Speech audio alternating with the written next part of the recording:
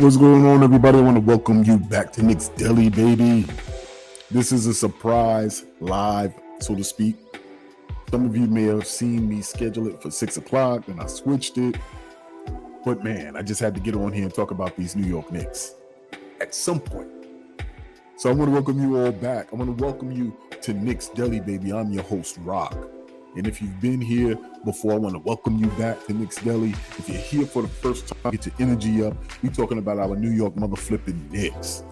All right, and if you're checking out my channel, but you the op, we got something for you too, okay? But we're going to get into all of that. We're going to have fun tonight. This is a celebratory time for our team. The New York Knicks have advanced to the second round of the NBA playoffs, and we are here to talk about it. So let's not waste too much time. Let me get this set up and let me chef this thing up. I'm so proud of these Knicks, man. I'm so proud of these Knicks. I'm happy for the fans. I'm happy for the city. I'm happy for the Garden. I'm happy for the old fans now connecting with the new fans. I'm happy for the new fans experiencing what winning is for the first time. For the first time. And many of us who are coming from the old school, we have an opportunity to look them in their eyes and say, this is what we were talking about. This right here, that feeling you got right there, it's a real thing. This is a real team. These are real results. That feeling you got right there is how it used to be in the 90s. We're going to talk about that here today, here at Knicks Deli. If you're here for the first time, let me explain a little bit how Knicks Deli works. Knicks Deli usually takes place after a victory, and it's only appropriate because we've secured the first round victory. So this is how we're going to do. There's 4 items on the menu at Knicks Deli. Item number 1 is the bacon, egg, and cheese. And you know the bacon, egg, and cheese is the best sandwich in the world. Obviously, it's coming out of New York. And there's 3 elements to that thing that make that thing bussin', the bacon, the egg, and the cheese. So we're going to look at who were the 3 elements of this first round series that put together made that thing perfect. Next on the menu, it's usually the chopped cheese, but guess what? We snacking on Philly cheesesteak, this Knicks Deli. So we're going to put the chopped cheese aside, and we eating Philly cheesecake today. So we're going to ask Philly cheesecake. We're eating Philly cheesesteak today. So we're going to see who's the Philly cheesesteak of the series here in Knicks Deli. Third item on the menu is the dollar slice. Everybody knows New York has the best pizza in the world. And we know that the pizza is the staple in New York. So we're going to look at who is the stabilizing factor of the first round.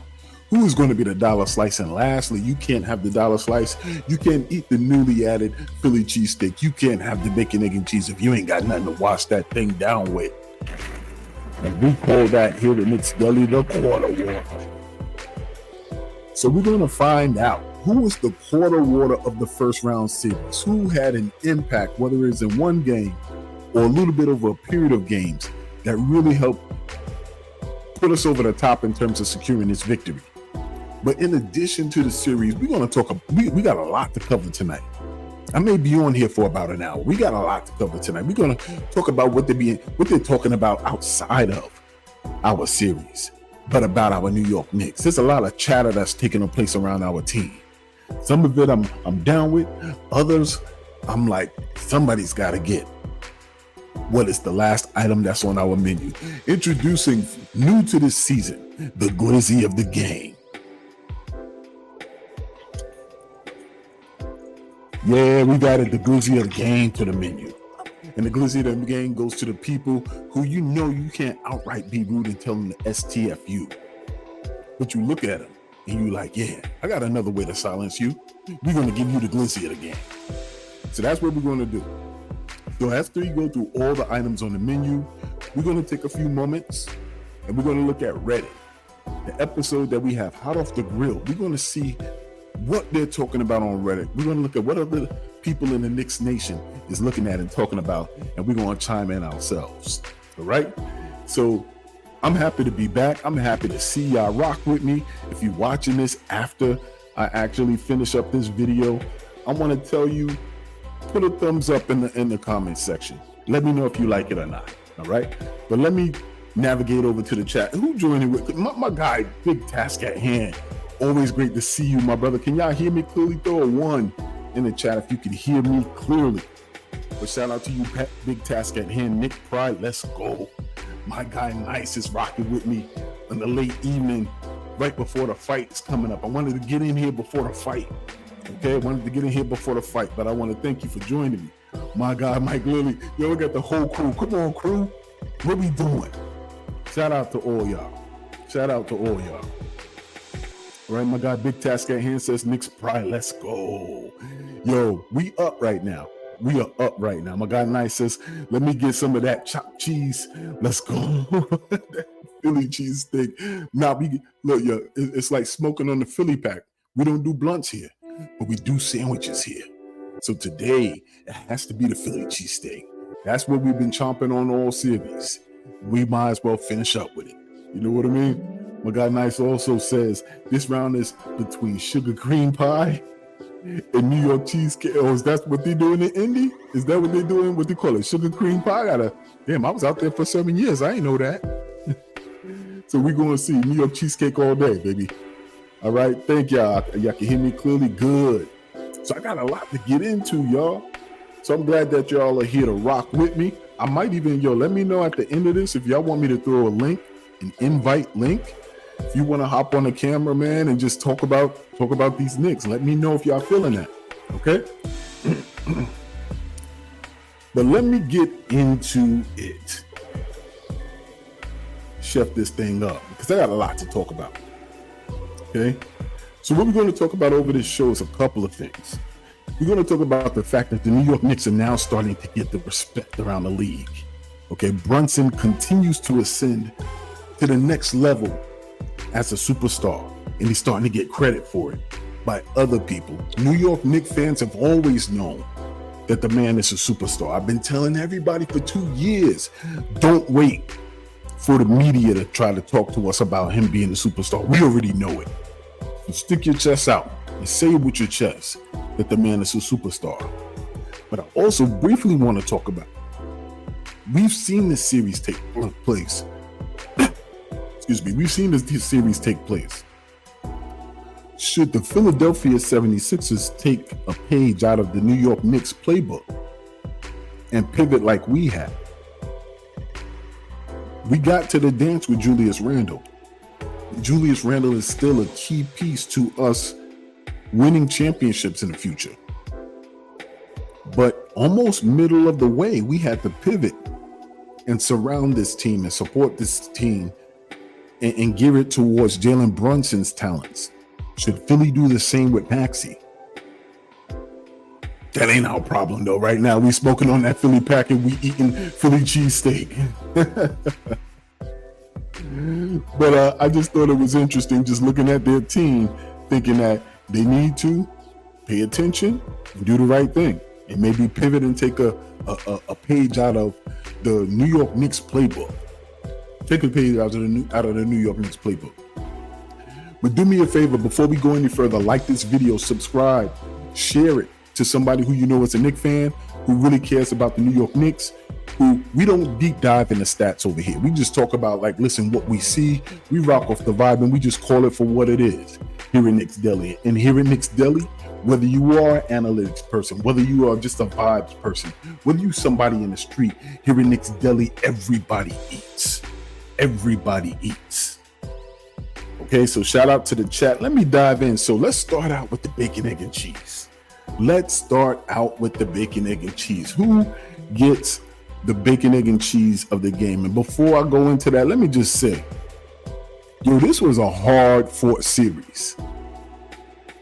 Anybody who was not a fan of the Sixers and not a fan of the Knicks, they really enjoyed watching this series. And I was really proud that our team was a part of it, because like I started out this stream with, the young cats, the young Knicks fans now understand what we experienced as fans who grew up watching the basketball from the New York Knicks in the 90s. This is what we saw. This is what we were accustomed to. Complaining about physical play on both sides, really kind of garnering a hatred for what the other side is doing. It was a hard-fought series. It's crazy that this series if you add up all the points, we were only separated by 1 point. And that was the team that came out victorious. That's crazy. But what's even crazier that not enough people are talking about, they had their 2 mega stars. They had their 2 mega stars. We just had our 1.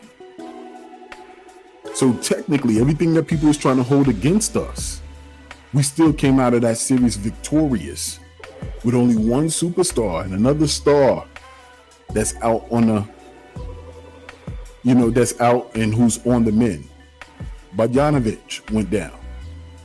We've been dealing with injuries all season. But that was a great series. I predicted a sweep. I predicted that we would win that series in 4 games. We took it to 6. But listen, the most important piece is not the number, but the ultimate outcome. But what we learned about our New York Knicks is 3 things. First and foremost, we learned that the team showed up. The team showed up and absolutely represented the city the way we would have hoped they would represent the city. The way that Leon Rose, the moment he got signed, and he spoke to the New York Knicks fans while he was sitting at that table with Alan Hahn.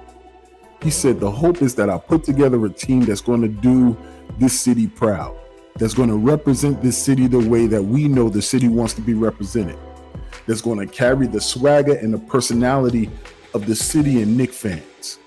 And that's exactly what they've done. This team has proven to everybody that they're tough, that there is no quit in them, and that the mental toughness is much more than most nights that the opposition that's on the other side. And it's clear. And what I absolutely love about the playoffs is nobody is distracted by other games. And especially as you begin to get higher and higher up, more eyes that would typically go to other teams' games, those fall to the wayside. And this is how superstars are created. This is how the names of a Jamal Murray begin to ring in the annals of NBA history. Because when you perform at the highest level, on the brightest stage, with the very best, that's when the superstar names begin to ring out. And we're starting to see that with our team. So I was happy about that. First and foremost, next, I was happy about the fans. Yo, we showed out.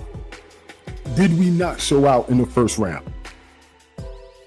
Yo, I've never been so proud of New York as a fan base for several reasons. First and foremost, we got to talk about our passion. Our passion, everybody else is starting to see. For the longest time, we talk about this new generation. The new generation, once the New York Knicks began turning that corner to become good again, this new generation was puzzled at why we were so loud, at why we were still so confident. And they would be pointing out the fact that we hadn't won any titles. Look at the delusional Knicks fans. You don't understand. You don't understand who we are. You don't understand how fans are supposed to be. That's why you're not getting it. And you don't watch our team. So you don't even pay attention. You just seeing the highlights and you're like, okay, I see they won a game or 2. So you don't really understand the scope of what's happening. But now in the playoffs, at this point, where you have an opportunity to see us not one game off against a different team, but facing the same tough team, game to game, you're now starting to see what we've been seeing all season.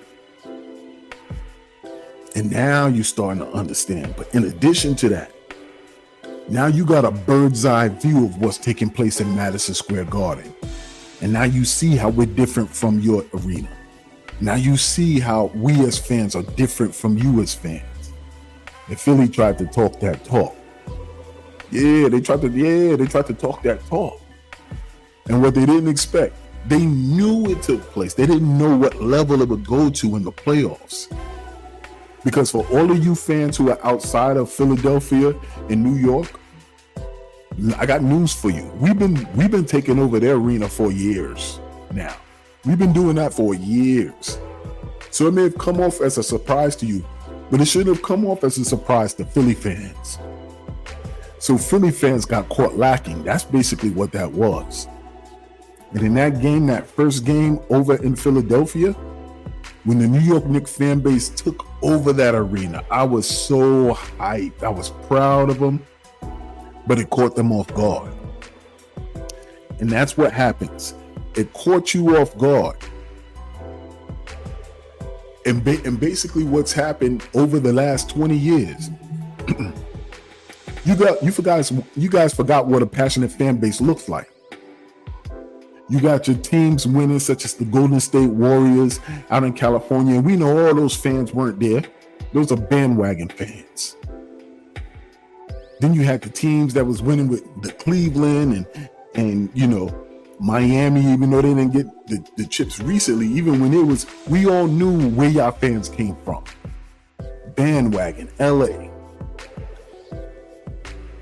Bandwagon. You know, overnight fans. And we got some of those happening right now. I see them all right now. They happening right now. But while we were away, y'all got fat. We let y'all eat. Here in Knicks Deli, the same motto applied to the New York. Everybody eats. And y'all was eating and gluttony took over and y'all got fat. And you forgot what real fans are supposed to look like, sound like, smell like, act like. You forgot. You started getting samples of it when we made the playoffs, you know, a few years back against Atlanta. Yeah, the sleeping giant began waking up.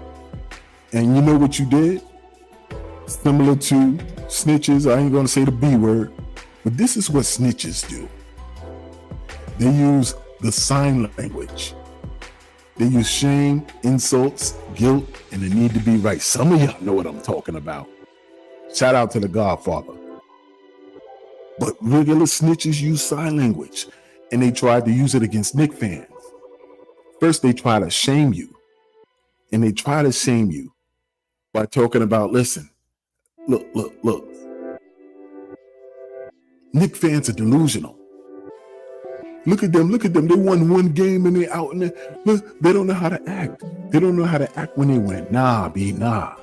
We always that way. Then they try to insult you. You know, look, you got the worst owner in the league, and the New York Knicks are such a terrible franchise. They are poverty. They tried to call us a poverty franchise when we got the top 5 valuation on the team every year. They tried to call us a poverty franchise. Then they tried to guilt us. Oh, you had that one victory. Oh, you had that one series victory. You haven't won a championship since the 70s. So with every piece of progress, they did their best to find a way to make us feel self-conscious about the progress that we were making as an organization. And then lastly, the need to be right. Oh, you see what they're doing? Oh, that's cute, but he's too small. Becky Hammond. He's too small. Oh, you know what? Well, you know, none of those teams are going to be, the New York Knicks will not beat the Cleveland Cavaliers or the Philadelphia 76ers if they face them in the playoffs. Charles and Shaq. Where are those teams right now? Shame, insults, guilt, the need to be right. Sign language they tried to use on us. And I'm happy to see that none of that worked. That's what happens when you got a house made of paper and ice cream sticks. This house ain't built on a shaky foundation.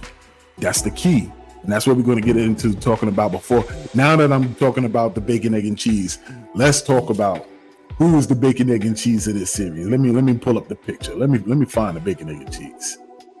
Let's go. Come on. Who is the bacon, egg, and cheese? All right. Before I dive in, let me just give another quick shout out to the comments, man. I see y'all going kind of crazy right now. Let me see what we talking here. Hold on for a second. Nice says, at big task at hand, it suits them soft as F. Big task at hand says, at nice, he's laughing at him. Big task at hand also says, the 76 excuses. I like that. Should re-sign Tobias Harris to a multi-max deal. Please let them. Matter Nice also says Josh Hart all day for the series. Dude has got us out of 2 games. If it was not for this 3 on the last minute, bro, we're about to talk about that. Nice also says we got 3 superstars: Brunson, Randall, and OG. Don't sleep on OG. Listen, I'm not. I'm looking forward to this series. This is a series of friends versus friends. You got Brunson, who is kind of like a mentor to Halliburton. You know, you got Obi, who got family ties with the New York Knicks. And then you got Precious Achua, and you got Pascal Siakam. You know, so this is going to be an interesting, very familiar series. Okay? Big Task at Hand says, I predicted the Knicks in 6. I knew that it would be tough. Yes, sir. You were good on that prediction. Nice also says, next round menu would be New England clam chowder versus Manhattan clam. Oh, I can't wait for it. Let's go Manhattan clam chowder all day. Let's go. I'm going to read these last 3. Big Task at Hand also says, yes, New York City took over. Bro, it was, I love the disrespect. I love the disrespect. I love that energy. They tried to, we're going to get into all that. They tried to match us, but it wasn't. Last round is Denver Bison Steak versus New York Sirloin. Listen, Nice, I'm going to have to get you in the kitchen. I'm going to have to get you in the kitchen over here. Help me chef some of this stuff up. And Big Task at Hand also says, yes, the sign language. Bro, you already know. They tried to use it on us, but it didn't work. It did not work. So let's talk about the bacon, since we're here at the bacon, egg, and cheese. The bacon of the bacon, egg, and cheese of this series is the fact that the Knicks has advanced to the second round. The New York Knicks have advanced to the second round. Bro, talk about a phenomenal series. We just talked about all of that. All of that extra sign language and stuff, it doesn't matter. Okay? All of it doesn't matter because we're here now. All of that stuff that we talked about, it's crazy. It was a crazy series. It was tough. You know, it was physical. That shot, Dante DiVincenzo, the shot that man made, that set the tone. It set the tone for us. Josh Hart, actually, let me retract that. Josh Hart set the tone. Dante DiVincenzo hit the grand slam, and they picked up the star just enough for him to figure out, work with the coaches and figure out, how are they playing me? How can I adjust? How can I dominate? That's how it was. That's the bacon, egg, and that's the bacon of the bacon, egg, and cheese. The fact that we advanced off of the strength of those 3 players. Now what we're seeing is that the New York Knicks are plastered all over the news. Y'all see that? You can't turn on the radio without hearing them talk positive about the New York Knicks. You can't you can't turn on the television without hearing them talk positive about our New York Knicks. It's almost weird. It's almost weird. It's almost bizarro world. Turning on TNT, or they trying to slip and jab some of the microaggressive statements. But we can't be denied right now. And I'm loving every moment of that. We can't be denied. So that is the bacon of the cheese. That's the bacon of the bacon, egg, and cheese. The fact that we advanced to the second round. What is the egg of the bacon, egg, and cheese? And the egg is the Jalen Brunson effect. The Jalen Brunson effect. Can we talk about our guy, the superstar? We got to talk about him. We got to talk about the fact that he's the number 1 scorer in the playoffs total, if you're not even factoring in free throws, which means that narrative about him flopping to get calls, that don't apply to him. You take out the free throws and go on straight buckets, and this man is the leading scorer right now.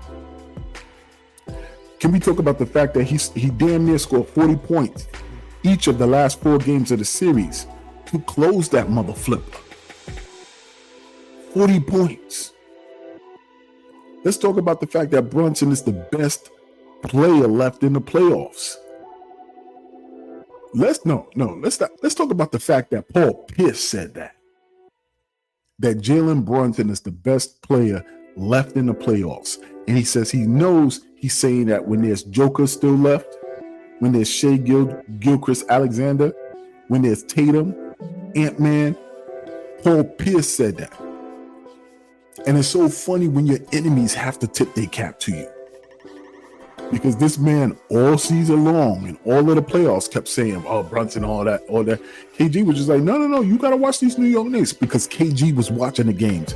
Paul Pierce was just drinking and showing up to give his takes on sports.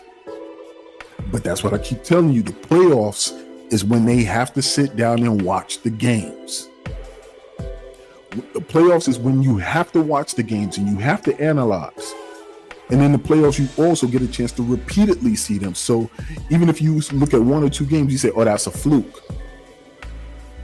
In a 7-game series or in a 5-game series, you know what you see. You are what you repeatedly do. Therefore, excellence is not a single act, it's a habit.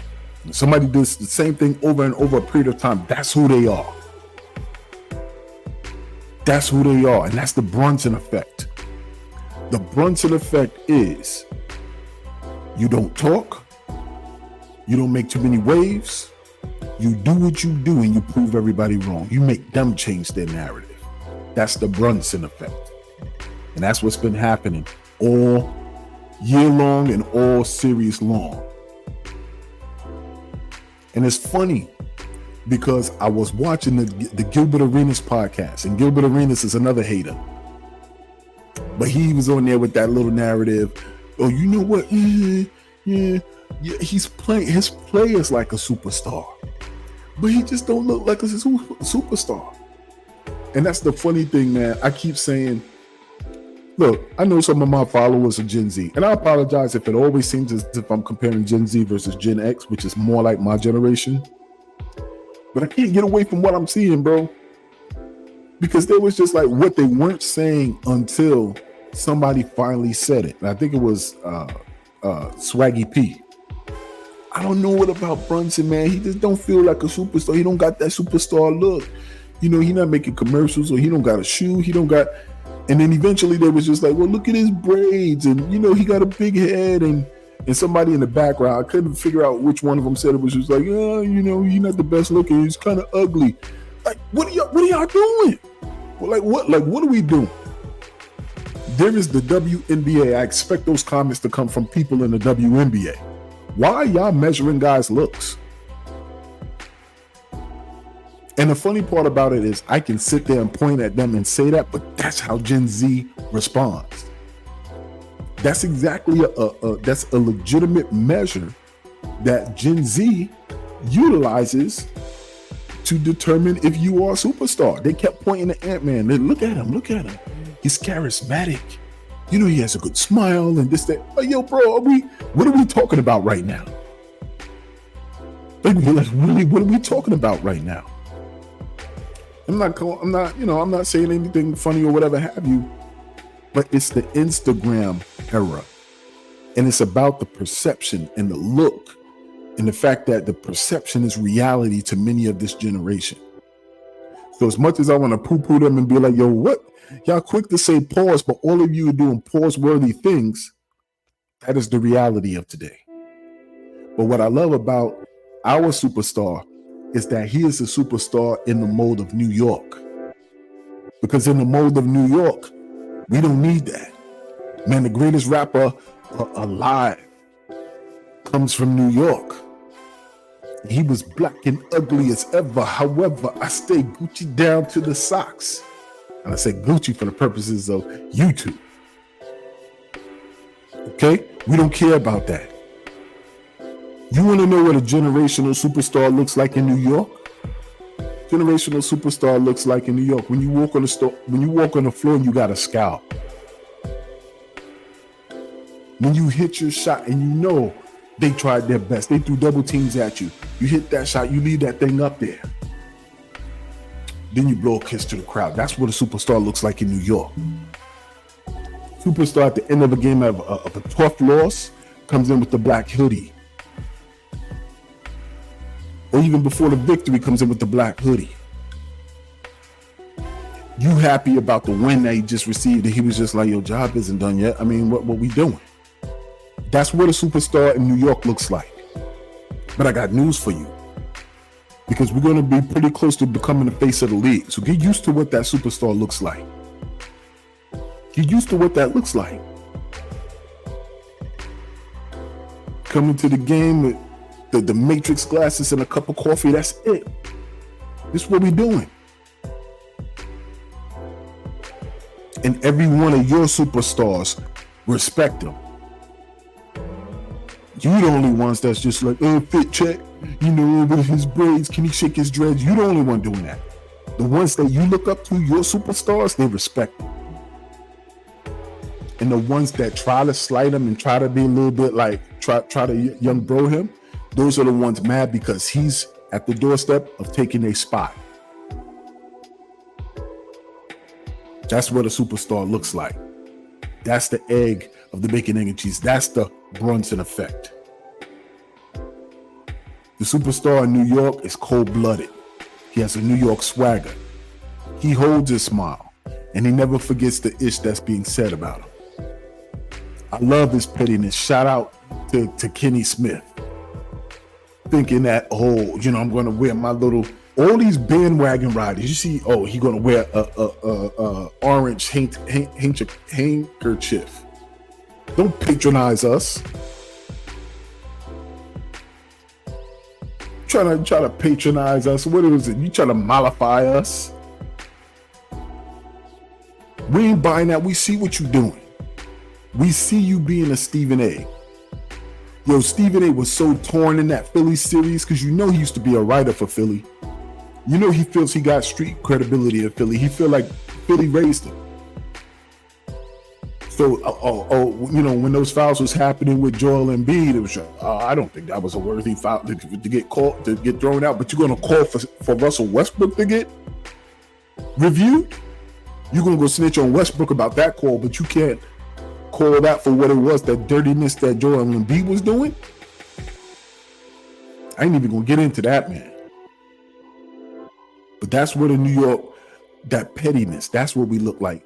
And all of that with Jalen Brunson not having a consistent second scoring option. Those are the elements of the superstar. So round of applause for the egg of the bacon, egg, and cheese today. Jalen mother flipping Brunson. Jalen mother flipping Brunson.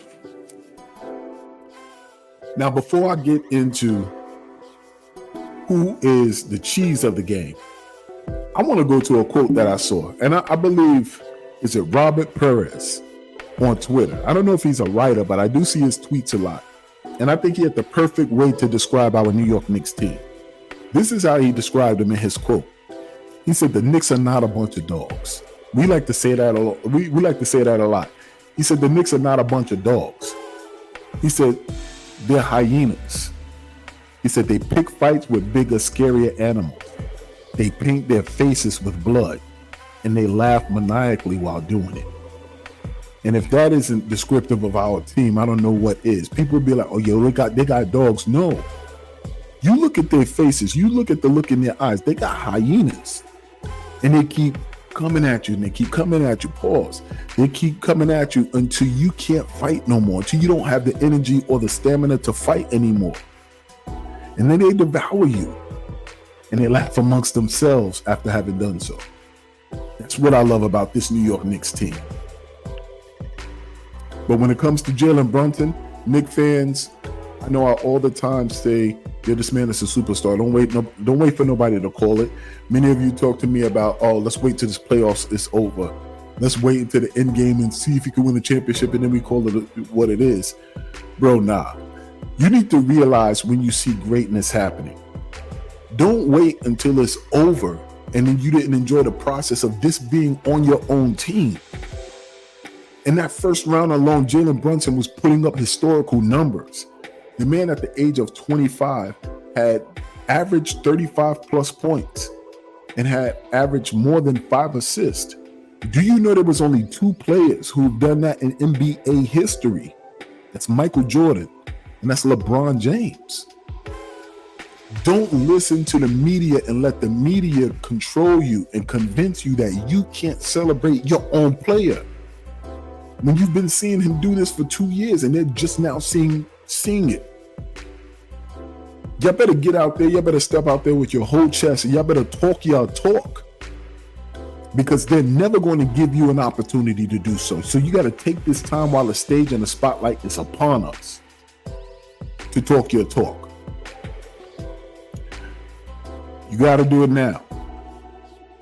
2 other things I want to point out before I move on to the cheese. I know with Julius Randle, but I just got to get this off of my chest as well. Something that I was looking forward to going into this series. I would have loved for Julius to be playing. When Julius went down, he was playing at the highest of high levels. We had already seen what Brunson was doing, but Julius was side by side with him, along with OG. And I was saying at that point, I'm like, Jalen Brunson is a superstar, and he's pulling Julius along with him. So Julius is really at the verge of hitting another level before he went down with that shoulder. But going into this playoffs, the first thing that I really noticed was, bro, this is the first year in a while that we're not going to have Julius and we're not going to have RJ as 2 of our primary scorers. And I know y'all love RJ and I know y'all love Julius, but I got to say what it is. I got to be honest and say what everybody is probably thinking but doesn't have the courage to say. Those 2 players have brought the biggest points of frustration for Knicks fans over the last few years. Now, there was a reason for that. First off, it was the first few years of us being back competitive.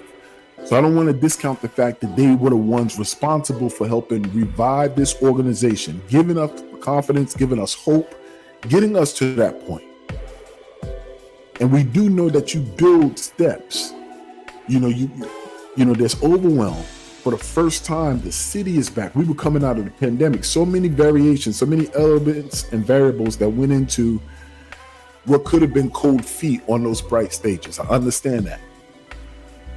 But what you can't deny is the frustration that comes along with not being able to make your close range layups that we were saying with RJ. You can't deny the fact that on the perimeter, the backdoor passes that were flying by him to the person that he's guarding for easy layups. You can't deny that. You can't deny his inability to keep up with his player because his lateral quickness wasn't there. His slow feet, sometimes he had concrete feet. You couldn't deny that. That's what we were seeing. You can't deny that the fact that Anthony Edwards was just like, yeah, we wanted RJ to take the ball and take that shot from the corner because the likelihood that he's going to be efficient from that corner is not high. We can't deny that. And then when it comes to Julius Randle, the absolute engine, we would be nowhere without Randle. I know all of that. But the man still had not delivered in big spots in the playoffs. He hasn't. He didn't. That's it. Whether it was a turnover or he would try to break out the spin move, the credit you absolutely get to Julius is this year's Julius was nothing like previous year's Julius. Nothing. He completely relinquished the reins once he had a player or a teammate he could trust. He did that. He let go. He was just like, yo, I don't need to be the center. I see you got this. Let me follow your lead. He did that. Only certain games when he played Texas and the teams, any Kentucky players, that's when he's just like, you give me the ball. Let me show what I got. But he relinquished those reins of leadership and that number 1 to Brunson. He recognized that man is on a different level. So he did that. He completely eliminated that spin move from his once or twice he'll break it out. But he removed it. And he started to really, he was getting in his bag right before that injury. But this is the first time, the first year that I was excited to see. I want to see what this team, this version of this team looks like with Jalen Brunson leading it. So it's an absolute curse for a player like Julius. Because now he, as much as he wants to be on the floor, the world is going to see how this team functions without him. That's the worst thing that could have happened. Because Julius went down with the shoulder injury playing the best basketball of his career. So his value is at an all-time skyrocketing high. And now if this team led by this core, because remember the core the New York Knicks had previous to this was Julius Randle, RJ Barrett, and Mitchell Robinson. The core currently playing right now is Jalen Brunson, OG Anunoby, Josh Hart, and DiVincenzo.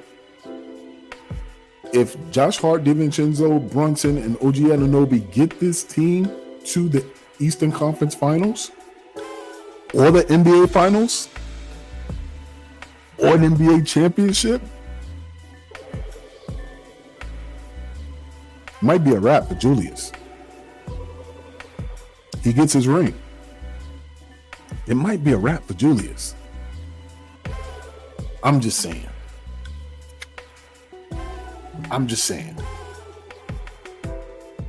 What I'm saying is free agency is going to be pretty interesting after this season.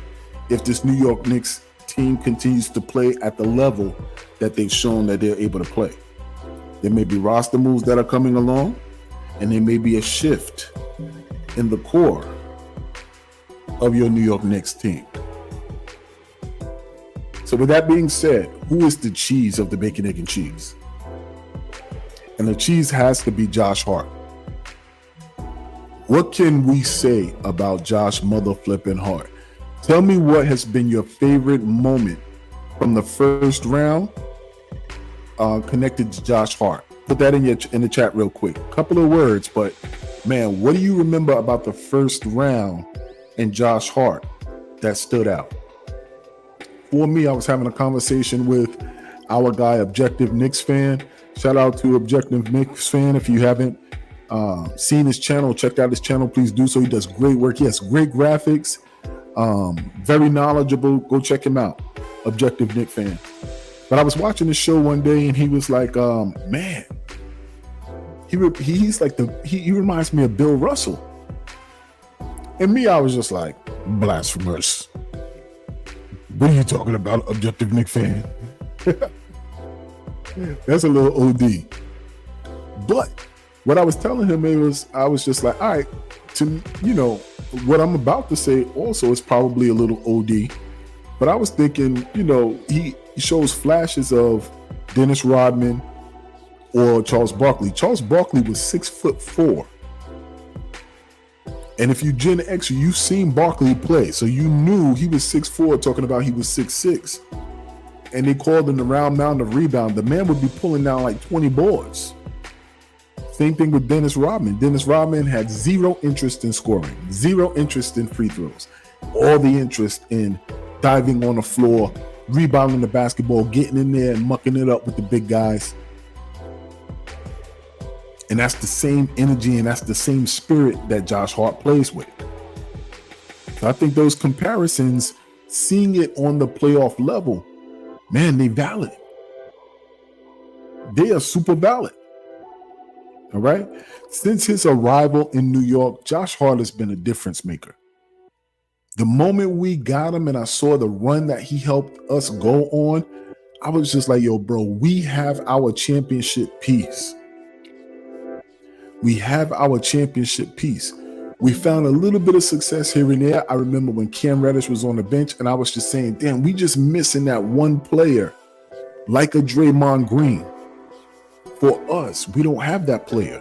When we traded for Josh Hart and he went on that run that we went on shortly after the All-Star break, I said, we got that player. We got that player. Now, he hit certain spots in the season, regular season, that particular season, and this one. And Knicks fans, man, Knicks fans are super fickle. That's how I know we're so different, Knicks fans are super fickle. Some of them was questioning his contract and this, that, and the third. Like, listen, this man is a spotlight player. And the fact that he's playing on the same team with his best friend, You know he ain't going nowhere. And his best friend is the best player, you know he ain't going nowhere. You knew that he would some way, shape, or form find a way to impact the game. You need that player on championship teams.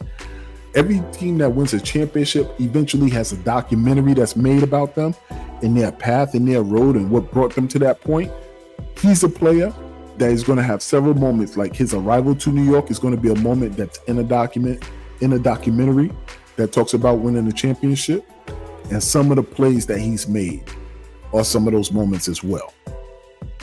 He just makes the right plays. He makes big plays, and without Josh Hart, what would be the personality of our team? The moment we lost Quick, who's that vibrant, fun-loving personality, him and Obi, and I mean, that was the vibe for us. The moment we traded that out, what was the personality? Josh Hart is the personality of this team. He is. He's the one that embodies the style of play that New York would want for us to play.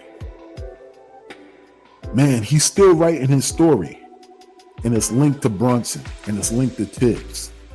Josh Hart is an example of what happens when you bring the skill set that he brings and you put him in a right fit.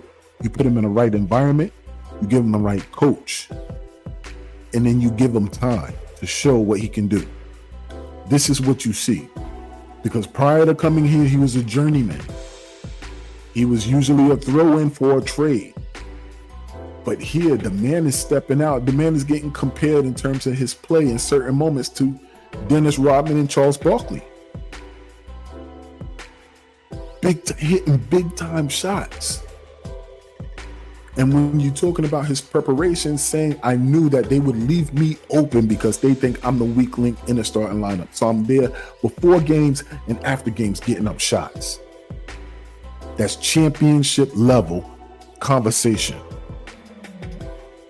So the cheese of the bacon, egg, and cheese here in Knicks Deli is Josh Mother Flippin' Hart. Shout out to Josh Mother Flippin' Hart. Now I'm happy to talk about Josh Hart because it leads me seamlessly into my next conversation. So who is not the chopped cheese?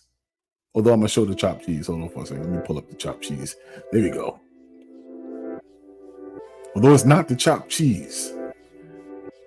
Because today we're eating on Philly cheesesteaks. Who's the Philly cheesesteak of the game?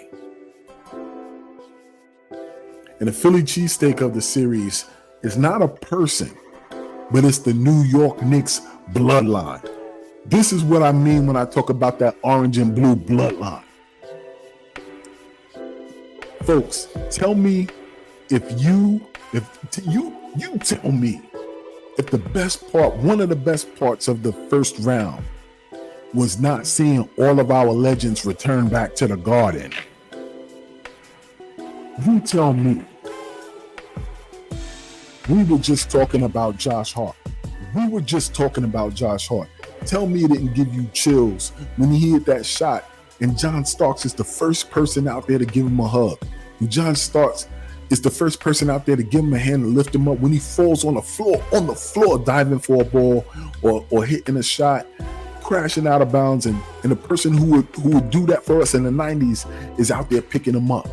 Tell me it didn't give you chills when you see Latrell Sprewell in there fired up after Dante hit that shot and Carmelo's out there going crazy and John Starks is going crazy and Latrell Sprewell is out there going crazy. Our guys, the same guys that was on that team that helped us make the 99 run, the same guys that was on that team, with Mike Woodson, when we had that run of 53 wins, on Melo's squad, to see those players, Tim Thomas, to see those Patrick Ewing back there, all excited, all basking in the glory of what this team is doing. When you got Stephon Marbury coming back and showing the love that he's showing to this team and talking about Brunson with so much praise.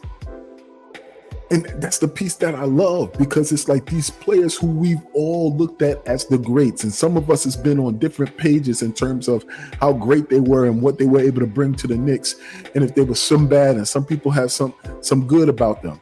Some people were tight with the organization about the ways in which those players, our favorite players, left and parted ways with the organization. But that the orange and blue bloodline is strong again. That those players are now front and center on the court. Everybody in the league, look around the league. There ain't nobody whose legends show the same level of camaraderie that the New York Knicks have been showing. That when Sprewell comes in there, he gets loved. When Marbury returned, the man left really having, the organization treat him badly, to the point that he had a mental type of breakdown where he was like eating Vaseline. He was the first to be doing the podcasting, because he had his phone, he was videotaping him, and they thought he was losing it. The stress was too much for him. And then he went over to China and became a Hall of Famer from what he did in China. And little by little, he never really came back. To see him back in the Garden, to see Sprewell in the Garden, to see Camby in the Garden next to Carmelo. Carmelo is there front row going crazy. And then you see all of them, different eras, different stars connecting Knicks fans from different eras. When you first became a fan of this team, your heroes from that moment are all in one spot, loving this team, loving and celebrating each other. That's what we're seeing. That's a culmination of us getting back to this point of greatness, being considered the greats. It was only appropriate that we put Philly down in order to take their spot. They should have been the number 2, because they had been over the last 5 or 10 years. That was a changing of the guard. That's our spot now. And the legends are there to prove it. Leon Rose has done a masterful job of bringing this feeling of the family back in accordance with the team's success. Oh, got chills. That's the best part, bro. The best part is seeing the orange and blue bloodline back. The bloodline is strong. To see them embrace these players after the wins, after the losses, they go up.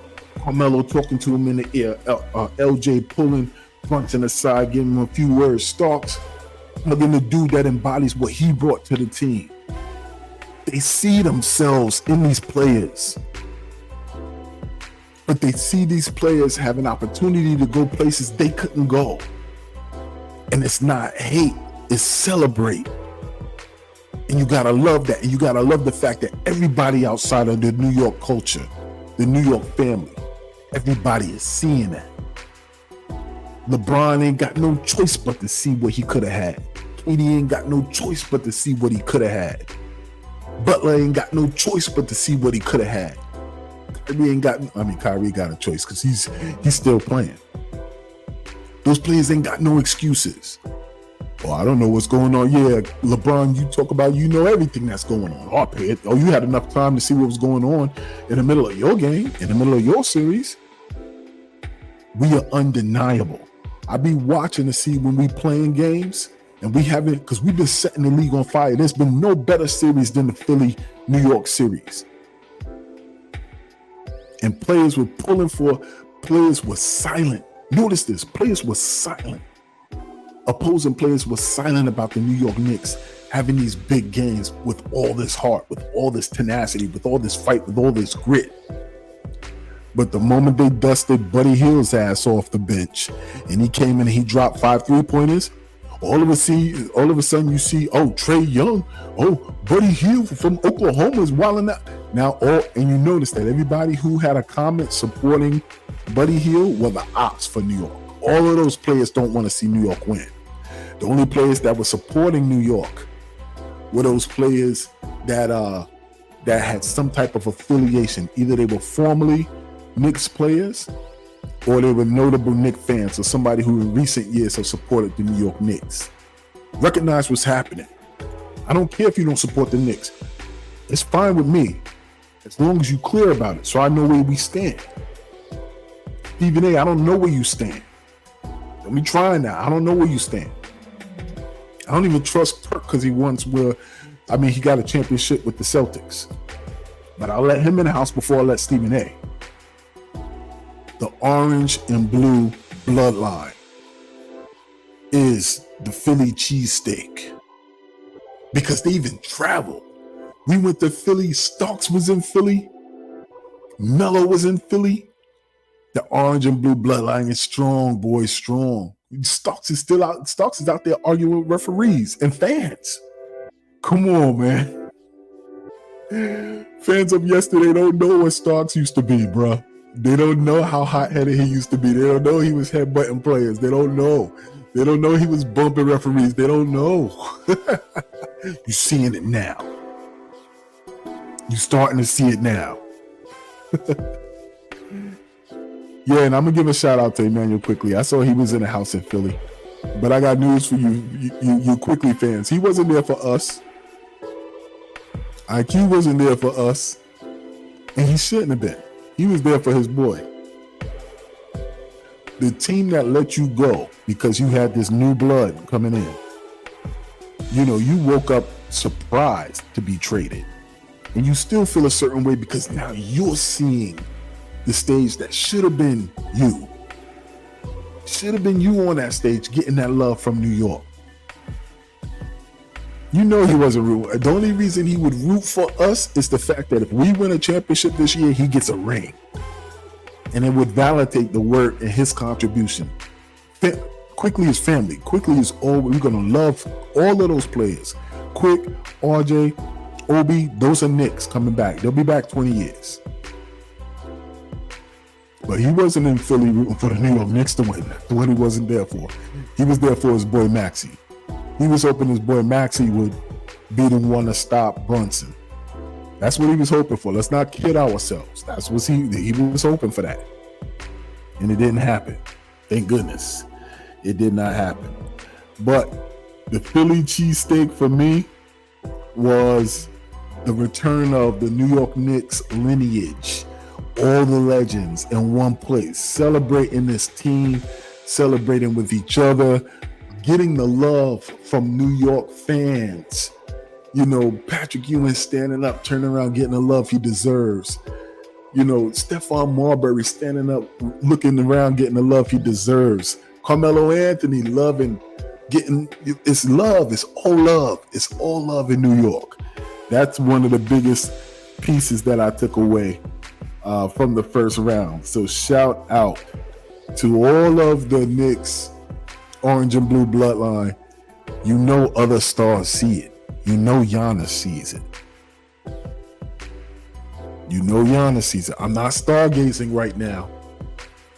But if there's one player that makes a decision that it's time for a change, to me, that player is Giannis Antetokounmpo.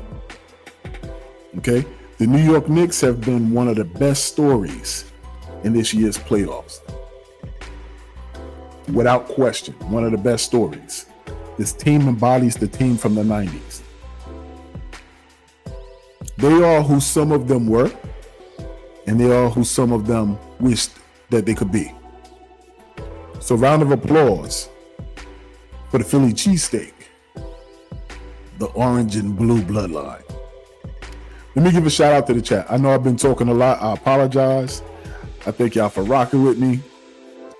Look, man, y'all got a lot of messages. I don't think I'm gonna get to all of them. I'm gonna try though. Let me see. So my guy Nice says, yeah, Josh Hart all day for the series. Dude has got us out of 2 games.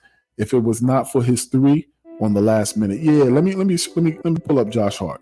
Yeah, let's go. Let's get this man front and center while he gets some love right there. Nice also says, we got 3 superstars, Brunson, Randall, and OG. Don't sleep on OG.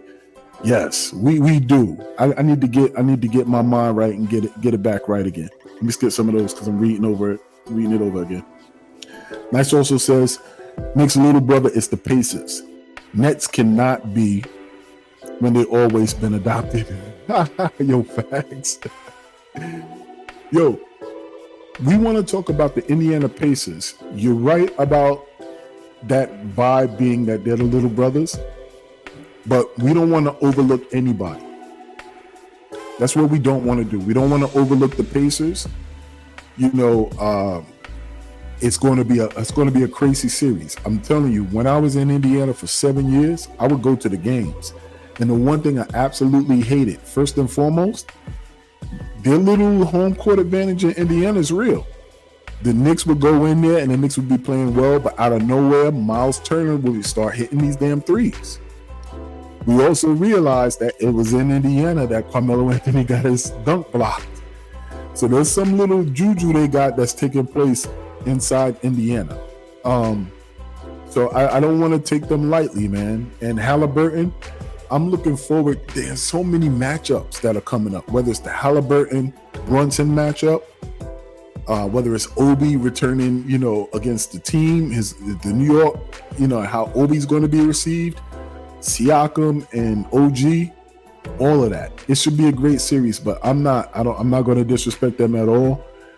Even my prediction last series against Philly, I was clear with my prediction.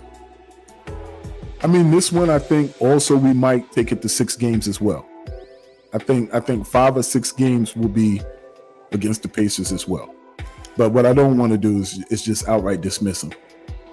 Nice also says, F you USA team if they don't have Brunson added.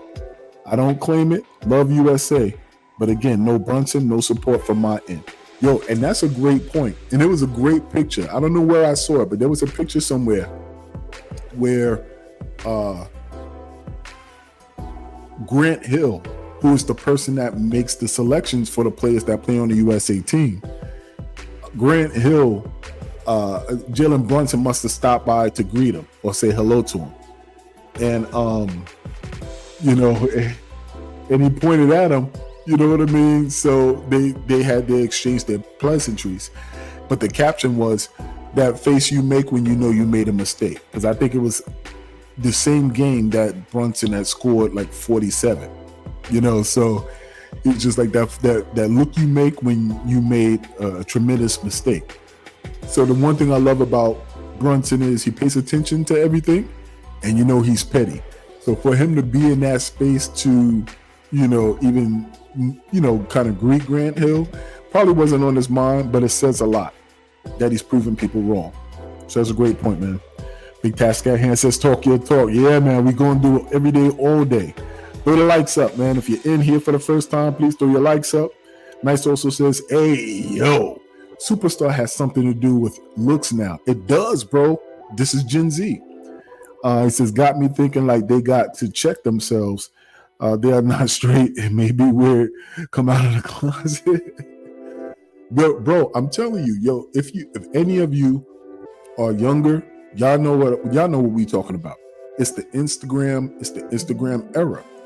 And although Brunson is balling out, cats are going to be looking at, yo, you'll see it. Ooh, you're going to see it in this series. You're going to see it in this series, and you're going to see it in the pre-game fit walk-ups. You're going to see the number. You're going to watch Twitter and talk about how clean some of these players think Halliburton is. And I was clowning Obi because Obi has been in Indiana and he's been dressing like Miles Turner. I'm like, there was some outfits that I saw Obi wearing that I knew he would not walk into Madison Square Garden with. You better not come in here with that, boy. We're going to tear you up. We're going to tear you up. Yo, some of these outfits that Miles Turner be having, he be looking like auntie at the barbecue, bro. Come on, bro. And Halliburton with these coats, it's just crazy. But it's the Instagram shot. It's the fit check. You know what I mean? So you're going to see that distinction. But yeah, man, it's a wild thing. It is a wild thing, and it's real. Big Task at Hand also says, damn, what a way to describe the Knicks. Man, I was on a roll. I just blacked out, so I'm not even sure what I said, bro, but I was in the zone. Nice says, my boy is IQ. I know, man. I know I'll be kind of getting at them. Nice says, Denver lost. Oh, Denver lost? Wow. Okay. Bro, look, I'm telling you, something is up. I don't know if God has been hearing my prayers, if the basketball gods has been hearing my prayers. I've been telling everyone who would listen, the Knicks are going to win a championship this year. I was going through the video that I predicted it in 2023, very early 2023. And it was a couple of things that I said, I swear to goodness, I'm going to show you guys. Go back. I'm going to put it together so you ain't got to creep up, dig for it.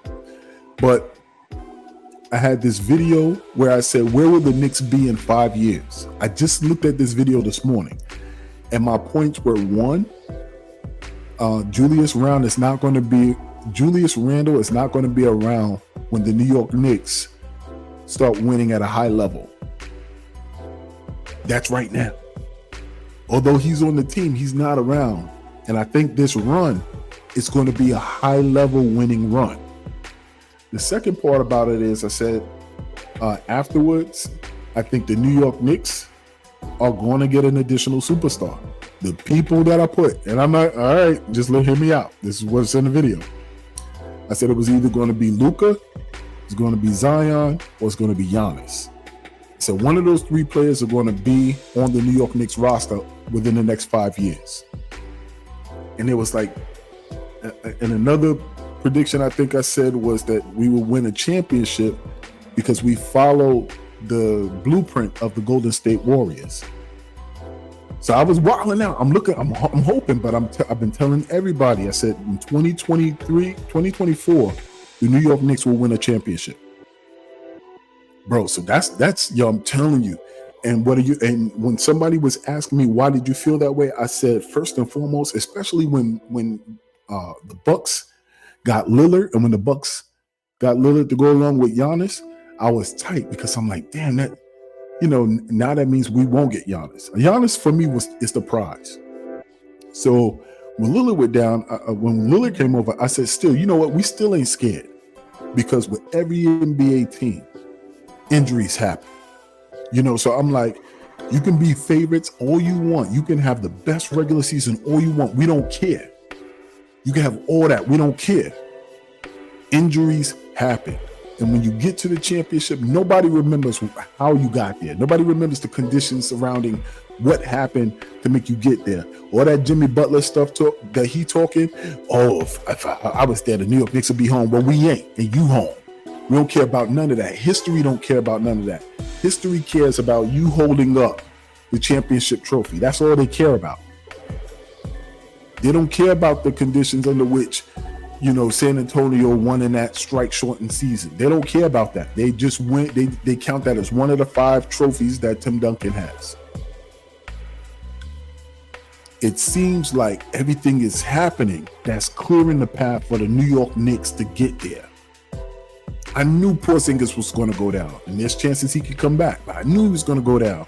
The fact that Giannis went down and Lillard, and they got eliminated, and that Boston is vulnerable, and these players are going, and all of this, I'm telling you, something is happening, bro.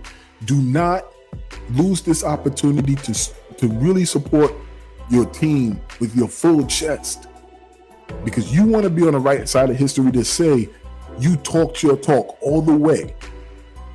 And for those Knicks fans who are just like, oh no, I just gotta wait and see, they burned me too much in the past, and I want to wait for the outcomes.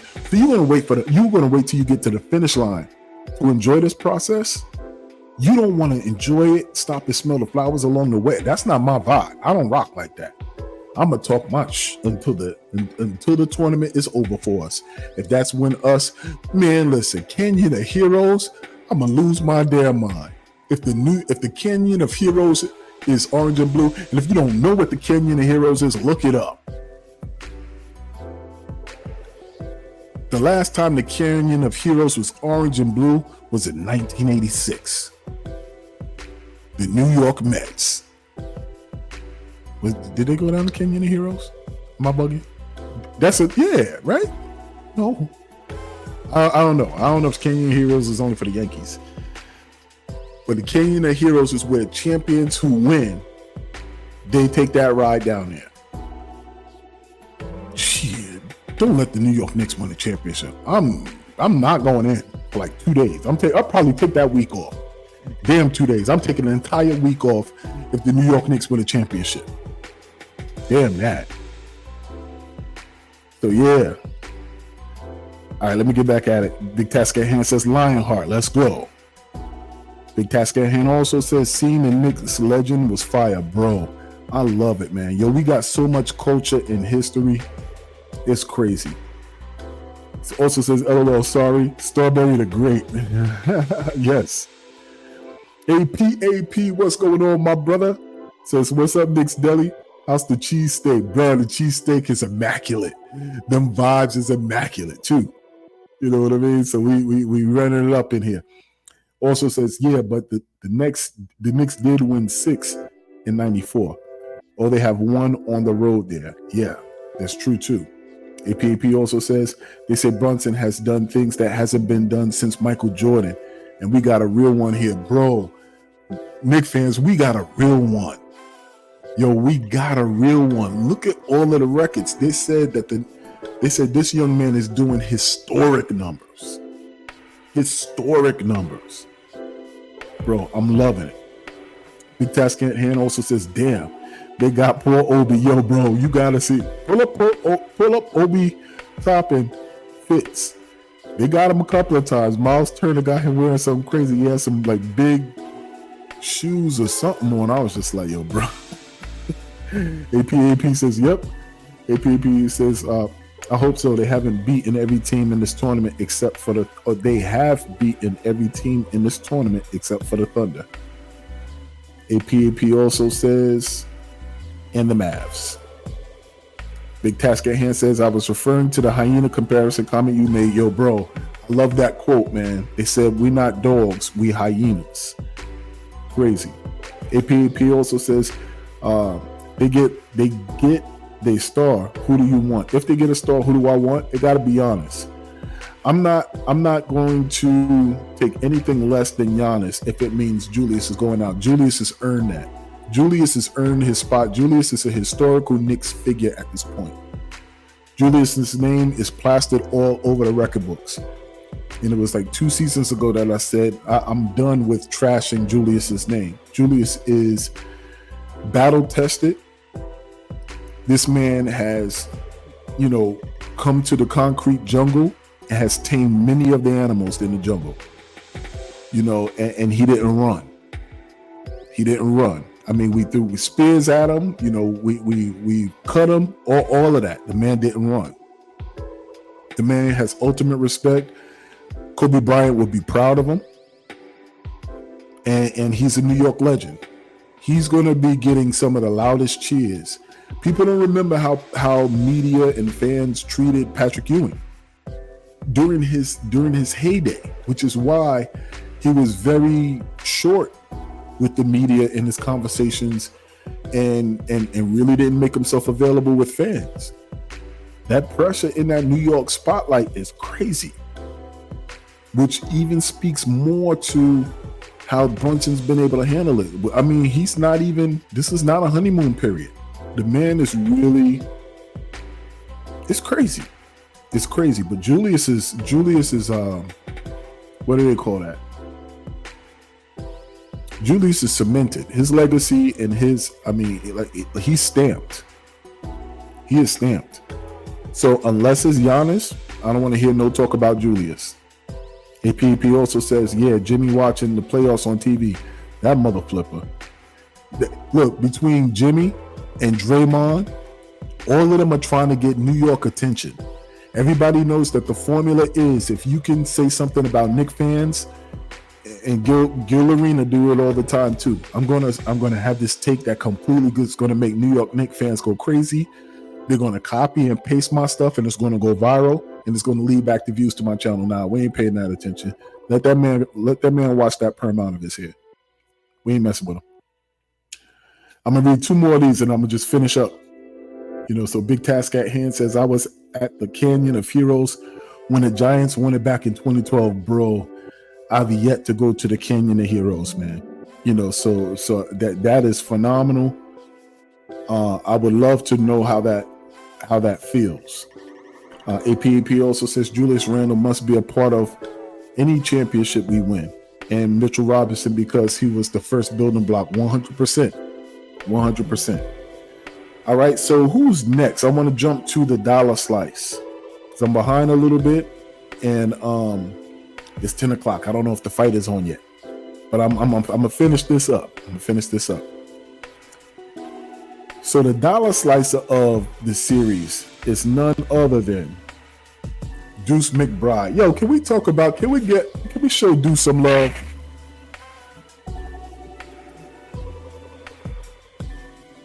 And if you're new to the stream, this is Knicks Deli, baby. Welcome. Yo, Deuce McBride. Now, I know we just got through talking about IQ. I know we just got through talking a little bit about RJ. I'm so proud of Deuce McBride. Deuce McBride has done in the playoffs everything that we were wishing and hoping that IQ could have done or RJ could have done, but particularly IQ, because IQ was coming off of the bench. The man shows up in big spots. The man shows up and hits big shots. The man, you could put him on defense. I can't wait to put Deuce on Halliburton. I can't wait to sit Deuce on Halliburton. He's disruptive. He's athletic. He's worked on his three-point shot. He's been G League Deuce. And I love the art on his shot when he puts it up. You got a little bit of splash brother on it. Deuce has been incredible. He's been an incredible, reliable bench piece, especially with Bogey going down. Man, it's like, yo, we have to rely on him. And he hasn't. He's answered the call every time. And he's gained Tom Thibodeau's trust. It's a beautiful thing to see. His shot making, his defense, the pop that we get from him coming off of the bench. Like I said, he showed up in so many ways that RJ and IQ hasn't. And once again, he's another person. He's another person that once a documentary is created about the New York Knicks 2023-2024 NBA championship victory, storyline is like none other in history. Look at the bars. Deuce McBride, that chapter, and the opportunity that was presented to him once RJ and once IQ were traded out of town. They re-signed that man to a contract to give him a little bit of security, and they said your production from this point in time is going to determine how large your next contract is going to be. And the man has answered the call ever since. So round of applause for the dollar slice, Deuce McBride.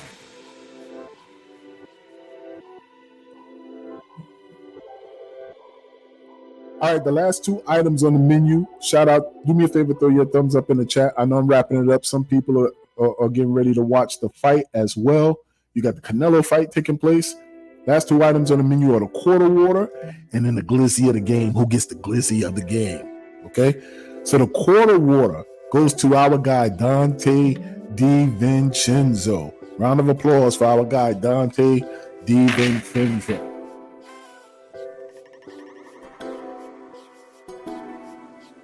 You throw that up there for Dante. All right, a couple of things I wanted to point out with Dante DiVincenzo. First and foremost, in addition to Josh Hart, he set the tone with that big three-point shot after the scramble at the very beginning of the Philadelphia 76ers series. That's when we saw the bloodline go crazy. We saw MSG go crazy. He sat there, you know what I mean? He flexed on him. And really, look, it was a monumental, historical moment that's going to be played over and over on ESPN and NBA TV for years to come.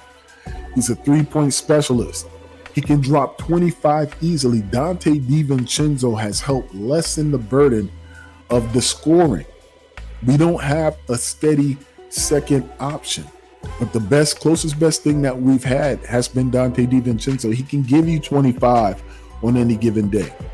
But in addition to the point output, just seeing this photo here with these three brothers who've been through the ups and downs, the highs and lows, who've been to the mountaintop on a different level of college, where they won 2 championships at Villanova. And Dante DiVincenzo, when he arrived to the NBA, he was on the championship team in Milwaukee, although he was injured for, I think, the finals game. And then he went over to learn from Golden State. Even though they didn't get to the championship, he had the opportunity as a shooter to be surrounded by 2 of the best shooters in NBA history, Steph Curry and Klay Thompson. So for him to be back with the New York Knicks now provides a security blanket for Jalen Brunson and Josh Hart. The chemistry is undeniable. When they are marveling at what New York has been able to do, 99% of it is because these cats are accustomed to playing with each other. Pause. So I want to give a shout out to the quarter water, Dante DiVincenzo. This is like the new Klay, Draymond, and Curry. All right. And lastly, I just wanted to talk about who gets the glizzy of the game. Okay. Glizzy of the game is going to have to go to a couple of people. And this is how we're going to tie it up. Okay. Glizzy of the game is usually goes to people who are saying things that are out of pocket, talking crazy. Okay. So the glizzy of the game for this edition of Knicks Deli is going to go to all of Philly Nation, everyone, the fans, the weather people on the New York, on the Philly news stations, everybody was talking a whole lot of trash about New York. And when we gave them that loss, I was watching every piece of Philly content creators' content. I was drinking all of those delicious loser tears. I was watching all of the post-game interviews of Philly, all of Philly Nation can get the glizzy of the game. I hope y'all hear that sound effect. That's how Philly sound. All of that. What's his name? Gilly the Kid. We're going to call him Glizzy the Kid. Okay? He can get that. The glizzy of the game also goes to Nick Nurse. You thought you were slick. You and Maxey thought you were slick. So at the very before the series even started, they had such a level of arrogance at the podium. Even Maxey was just like, coach feels as if we really got this team figured out, and he has a plan that's gonna, and he said it with such confidence. And the level of arrogance and the air of arrogance that Nick Nurse had, they used to call him the Tom Thibodeau of the North when he was in Toronto. And I really think that he went into this series looking as if, you know what, I have an opportunity. I got Joel Embiid and Tyrese Maxey. When I won in Canada, people don't talk about the fact that he had one of the best players in the world. He had Kawhi, who did the work. So how much coaching makes a difference when you have a Kawhi on your team and you have a team that's been together for all those years? How much coaching really is needed? You had a couple of lucky bounces, one against Philly. But this was your time to prove head-to-head, you versus Tom Thibodeau, and you got 2 stars and he only got 1 many people don't consider to be a superstar as of yet. He thought this was easy work. But he thought wrong. And we know that he thought it was easy work, and we could tell the type of messaging he was getting to his team, because Paul Reed is going to come out of his face and say, yeah, we thought the New York Knicks was the easier matchup. That young rookie mother flipper had no idea that's not what you should say in public. He had no idea that was going to be chalkboard material. But what it showed us was that's the message you getting from the locker room. So I was happy to drink those tears from Nick Nurse. Happy to drink those tears. And that Bush League stuff that you tried to do at the very beginning of the series, yeah, I was happy my team didn't fall for it. Because that's the type of stuff Joel Embiid would do, and then people would get frustrated and want to fight him, and then they're rejected, and he's waving them by, and he can drop 50 and then win the game. Nah, that didn't work with us. So I'm proud of whatever Tom Thibodeau told them. You got to stay mentally tough. These are the things that they do to get you off your game. Like they did with us in Chicago when PJ Brown flipped Charlie Ward And then the New York Knicks, got caught up in the scrum, and then we got Patrick Ewing and everybody suspended, and it changed the series, and we got eliminated. Or when the fight happened and I think that was the same thing when Patrick and them walked off and away from the bench. Everybody who walked away, even though they weren't part of the fight, we got eliminated and took ourselves out of contention for a championship that year. We learned from the past mistakes. We didn't do that this year, and we're here to talk about it. And they at home. So Glizzy of the game goes to everybody in Philly Nation as one of them. Glizzy of the game also goes to everyone at ESPN, everyone except Perk this season. I'm sure he's going to be getting the Glizzy soon, because right now it's fashionable. But everybody except Perk at ESPN gets the Glizzy of the game. Next up, everyone on TNT. Everybody on TNT. Doris Burke, you get this Glizzy too. Everybody, especially Richard Jefferson, JJ Redick, LeBron James. I don't care. Everybody gets the Glizzy of the game.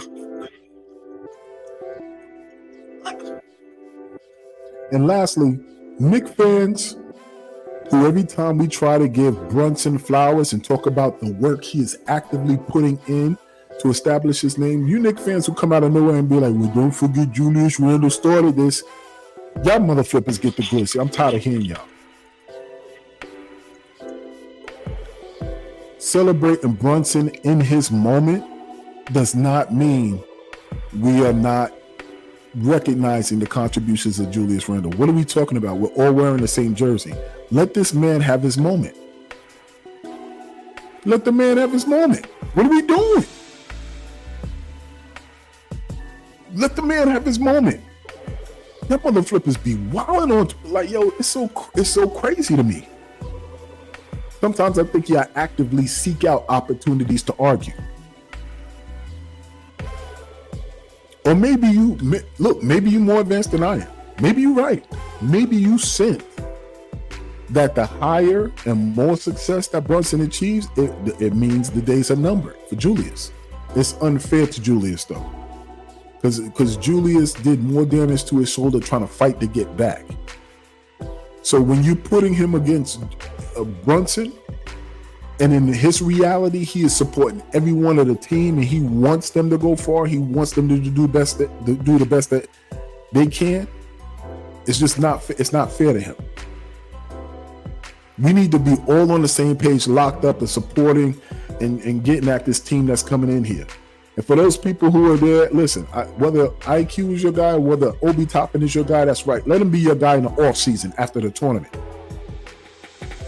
These cats are coming in trying to take something that we want, this victory, this series victory. It was killing me hearing some of y'all cats like, oh, Maxey as a person, I really respect. Yo, keep that soft shit out of the locker room. Keep that soft shit out of the locker room. What are we doing right now? Yo, we don't got time for that. Yo, barely fist bump. I don't want to see nobody on the sideline talking to him, covering their mouth or whatever, and it's game one. Do that after we've secured the victory. And if they're still in the mood to talk, then we talk. You still in the mood to sit around in a circle and pray? Afterwards, do that. But until the series is over, you trying to take something that I want. Isaiah Thomas used to say it all the time. Like, listen, yo, they used to do the peck on the cheek with him and Magic, but at the end of the day, he was just like, yo, listen, you leaving here, you're probably going to be leaving with the trophy that I came here for. That's all I got to say about that. So you get the Gluck if you're trying to put, the Brunson against Julius, or if you're trying to dim Brunson's moment by saying, Julius is what got us here. Like, yo, bro, we're not on that right now. So real quick, let me holler at some of the comments before I close this thing down. I want to thank y'all for rocking with me. Let me scroll down a little bit. Let's see what we got here. AP, you going crazy right now. I see you. All right, AP says, love Randall, then Brunson is the guy. Big Task at Hand says, yes, call out these scary weirdo Knicks fans. I can't stand them. Yo, bro, me neither, man. We got to get right, man. We're in the throes of the playoffs. We got no time to be sidetracked. Well, it says Jalen Brunson is a generational Knick. Absolutely is. And AP also says it was Julius Randle who went with Leon Rose and West to watch Brunson play in that playoff game. True, kind of, AP. I don't think they planned to be there together. I think they just showed up and they happened to be there. Word on the street was kind of like Julius was kind of scouting Dallas because he was supposed to kind of be there, or it was potential that could be a destination for him. But yeah, man, like all of them matters to where it is that we want to go. All right, I was going to do Reddit at Knicks Deli. I'm gonna hold off on that, and I'm gonna just kind of just tie it up. What's my message to Knicks fans? And as we look forward to Monday, message to Knicks fans is great job round one, showing up. Just stay locked in. Understand that the Pacers for us are a rivalry. The storylines are going to be there. Obi's the ops, But I say all that to kind of say, that's how I am as a fan, and that might be different how you are as a fan. So as much as I want to say, cut all that soft stuff or whatever, you got a right to be who the hell you are as a Knicks fan. That's what makes us different. We all ain't the same.